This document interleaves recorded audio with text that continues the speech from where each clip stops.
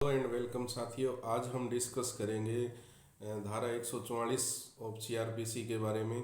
धारा 144 सीआरपीसी क्या है साथियों, और धारा 144 के तहत कौन कौन ऑफिसर्स जो है वो कौन कौन ऑफिसर प्रशासनिक अधिकारी जो हैं वो पावरफुल होते हैं, किस किस को धारा 144 लागू करने के अधिकार प्राप्त है।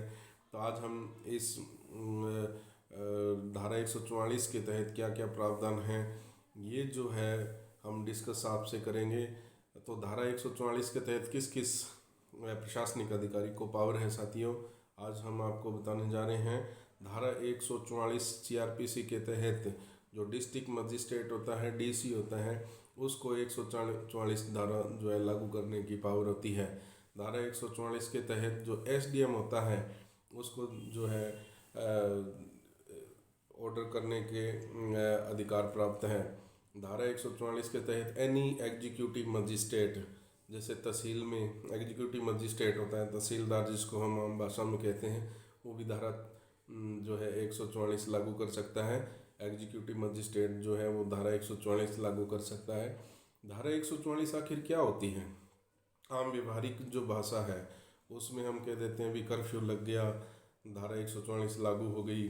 धारा 144 for maintaining the peace on the order of the government, यानी कि जो सरकार के आदेश होते हैं, जो सो एंड सो पर्सन हैं, ये जो है ना भी मतलब पब्लिक जो है उसमें पीस मेंटेन रखना।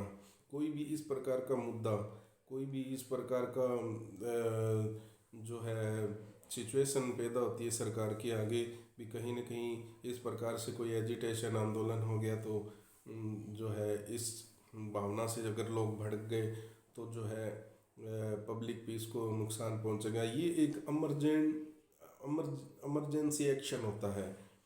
धारा 144 के तहत जो भी व्यक्ति हैं, जो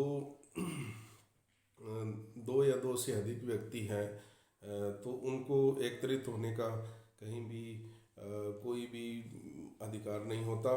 तो इस प्रकार से धारा 144 जो है उसको लागू करते समय जो है फंडामेंटल राइट्स जो है उसका भी उनको ध्यान रखना होता है।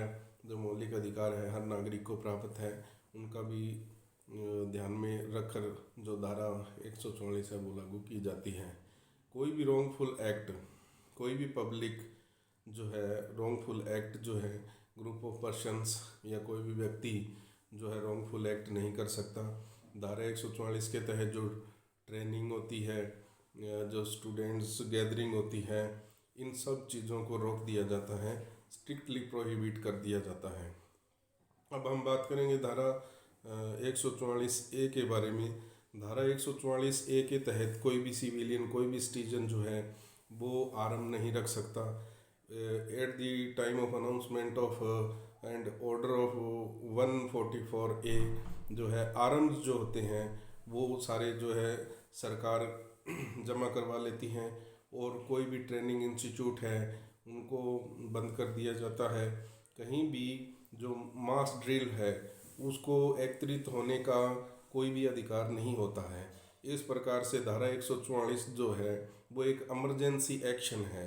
इमरजेंसी एक्शन के तहत धारा 144 ए जो है आर्म रखने का हथियार, कोई भी हथियार जो है, चाहे आपका लाइसेंसी अधिकार है हथियार है, वो भी आपको रखने का अधिकार नहीं, वो भी आपको खुले में लेके आने का अधिकार नहीं है। तो इस प्रकार से धारा जो 144 ए है वो जो हमने आपसे डिस्कस किया वो अफसर लागू कर सकते हैं। और for maintaining the peaceful atmosphere among the public, यानी कि जनता के बीच में शांति व्यवस्था को बहाल रखने के लिए, ताकि कोई भी रॉन्गफुल एक्ट जो है वो जनता के द्वारा ना किया जाए और जो है पीस मेंटेन रखी जाए। Thank you.